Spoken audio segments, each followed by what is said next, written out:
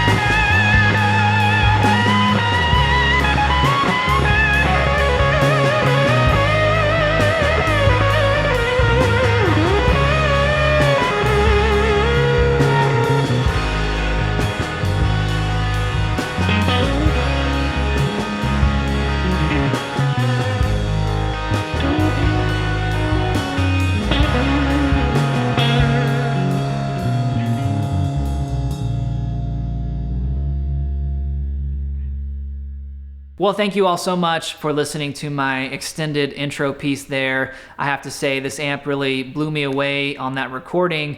And if you were wondering what it's capable of in about a minute or less, I think I pretty much covered it from Fender to Gibson clean tones.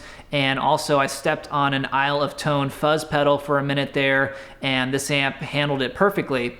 Now today I want to get into the specs on this amp and some interesting modifications that Fender made, and I think they're really heading in the right direction with this. There's probably a few things they maybe could have done or could have added. There are also some limitations with just the combo design that you might want to be aware of if you're looking to purchase one, but it's still a really cool amp, and of course I am so grateful for the opportunity to try this thing out, and it's really a dream come true for me. Now this amp is loosely based on the original Pro Reverb amp from the 1960s and 70s, which was a 2x12 combo. This is a single 12, and Fender has also deleted the normal channel off of this amplifier, so it's smaller, more portable, lighter weight. It only weighs about 35 pounds.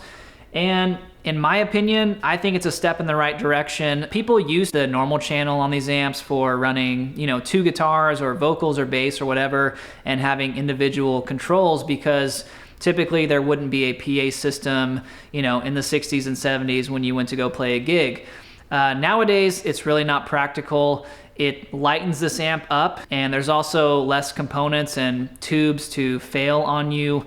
So I think it's a positive move, and some people will disagree with me on that. Also, this amp has a solid state rectifier and no option for a rectifier tube, which again is another controversial thing. I personally don't hear much of a tone difference from going to a solid state rectifier, and that's what I use on my Super Reverbs.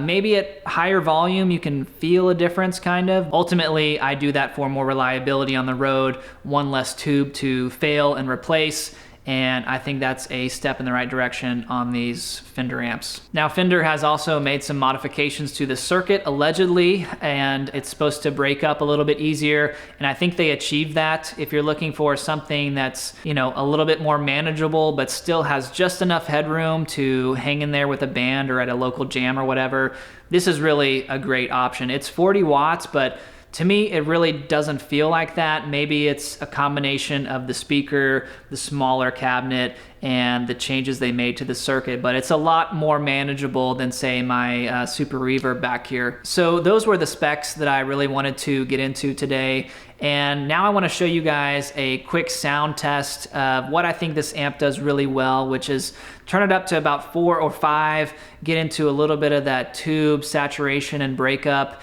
And it has a very nice Hendrixy clean rhythm tone on the Stratocaster, and the Les Paul pushes it a little bit harder, which I really like as well. So I'll give you a sound test of those, and then I'll talk about a few more of the maybe issues I have with the limitations of this amplifier.